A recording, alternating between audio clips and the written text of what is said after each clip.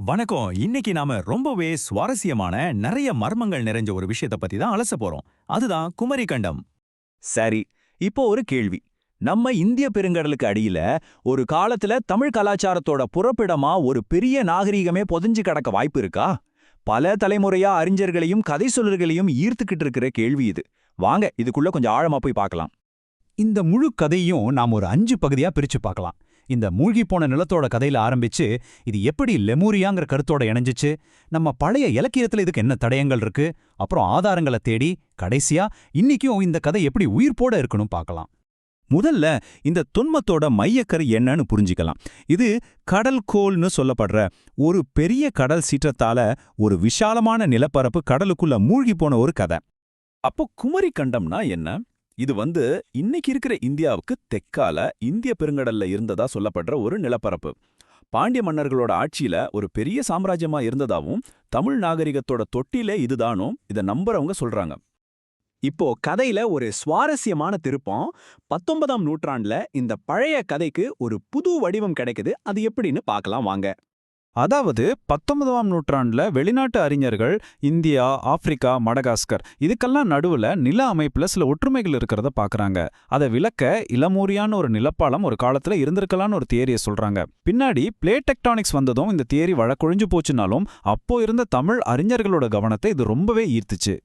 அப்போதான் நம்ம தமிழறிஞர்கள் ஒரு நிமிஷம் எங்க இலக்கியத்திலையும் இப்படி ஒரு மூழ்கி போன நிலத்தை பத்தி சொல்லியிருக்கேன்னு யோசிக்கிறாங்க. மேற்கத்திய அறிவியல் சொன்ன அந்த லெமூரியாவையும் நம்ம இலக்கியங்கள்ல இருந்த கதையும் ஒன்னு சேர்த்து அதுக்கு குமரிக்கண்டம்னு ஒரு நவீன வடிவத்தை கொடுக்கறாங்க.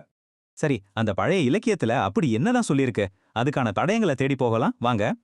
உதாரணத்துக்கு சிலப்பதிகாரத்துல ஒரு வரி வருது, பருளியாற்றுடன் பன்மலை எடுக்கத்து குமரிக்கோடும் கொடுங்கடல் கொல்லுன்னு. இதோட அர்த்தம் என்னன்னா, பருளியாறு குமரிமலைன்னு ஒரு பெரிய நிலப்பரப்பையே ஒரு பாண்டிய மன்னன் கடலுக்கு பறிகொடுத்ததா இதுல சொல்லப்பட்டிருக்கு. அது மட்டுமில்ல, இறையனார் அகப்பொருள் உரைன்னு ஒரு நூல் இருக்கு. அதுல என்ன சொல்றாங்கன்னா, முதல் 2 தமிழ்ச் சங்கங்களுமே இந்த மூழ்கி போன நிலத்துல தான் நடந்துச்சுன்னு சொல்றாங்க. தென்மதுரையில முதல் சங்கமும் கபாடபுரத்துல 2வது சங்கமும் நடந்ததாவும், அதுக்கப்புறம் தான் 3வது சங்கம் இப்ப இருக்கிற மதுரையில நடந்துச்சுன்னு சொல்லப்படுது. சரி, கதையெல்லாம் ஓகே. இதுக்கு ஏதாவது ஆதாரம் இருக்கா? குமரிகண்டம் உண்மையிலே இருந்துச்சுன்னு நம்புறவங்க என்னென்ன வாதங்களை முன்வைக்கிறாங்கன்னு பார்க்கலாம்.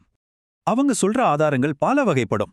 கடலுக்கு அடியில கிடைச்ச விஷயங்கள், இலக்கியம், புவியியல்னு பல கோணங்கள்ல அவங்க வாதங்களை வைக்கிறாங்க. அதுல சிலதை பார்க்கலாம்.